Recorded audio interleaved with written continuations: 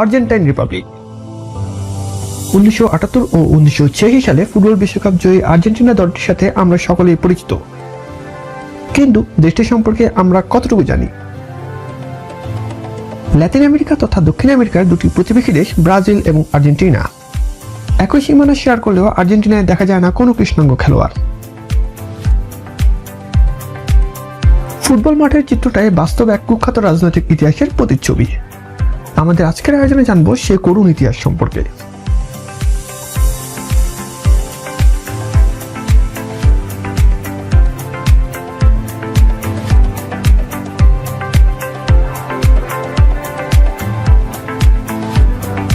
পুরো লাতিন আমেরিকায় কৃষ্ণাঙ্গ ও মিশ্র বর্ণের আধিপত্য থাকলেও আর্জেন্টিনায় এর সম্পূর্ণ বিপরীত।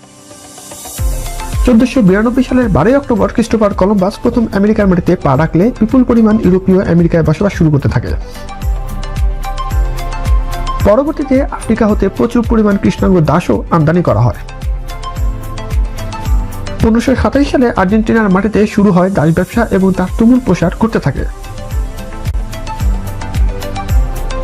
18 থেকে 19 শতকে সান্তিয়াগো দেল এস্তোরা, কাতামার্সা, সালতা সহ আর্জেন্টিনার বিভিন্ন প্রদেশে প্রধান ব্যবসা হয়ে ওঠে দাস বাণিজ্য। 1813 সালে আর্জেন্টিনায় দাস ব্যবসা নিষিদ্ধ হলে এক জরিপে দেখা যায় আর্জেন্টিনার জনসংখ্যার প্রায় অর্ধেক জনসংখ্যায় কৃষ্ণাঙ্গ বা মিশ্র শ্রেণীর। রাজধানী বুয়েনোস আয়ার্সের 42 ভাগ লোকই কৃষ্ণাঙ্গ। 1818 সালে স্পেন হতে আর্জেন্টিনা স্বাধীনতা লাভ করে। আর্জেন্টিনা থেকে কৃষ্ণাঙ্গদের হ্রাস পাওয়ার প্রধান ধাপ শুরু হয় 1865 সাল হতে 1870 সাল পর্যন্ত চলা প্যারাগুয়ের যুদ্ধের মাধ্যমে।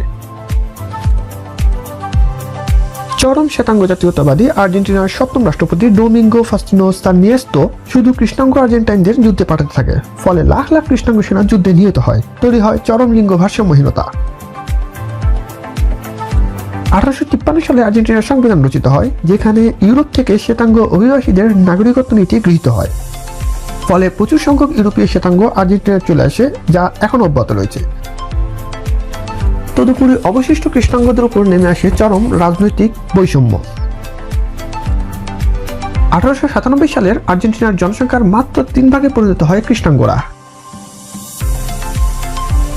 1989 সাল হতে 1999 সাল পর্যন্ত আর্জেন্টিনা শাসন করা রাষ্ট্রপতি কার্লোস মেনেম দম্ভক্তির সাথে বলেন, আর্জেন্টিনায় কোনো কালো মানুষ নেই, ওটা কেবলই ব্রাজিলের সমস্যা। দ্বিতীয় বিশ্বযুদ্ধের কুখ্যাত নায়ক অ্যাডলফ হিটলার আর্জেন্টিনায় পালিয়ে গিয়েছেন বলে জনশ্রুতি ছড়িয়ে পড়েছিল। তাছাড়া নাৎসি বাহিনীর গণহত্যার কুখ্যাত নকশাকারক আইকম্যান সহ অনেক যুদ্ধাপরাধীকে আর্জেন্টিনার মাটি থেকে গ্রেপ্তার করা হয়। চরম জাতীয়তাবাদী আর্জেন্টিনা তাই পরিণত হয় আজ শুধুই সাদাদের দেশে।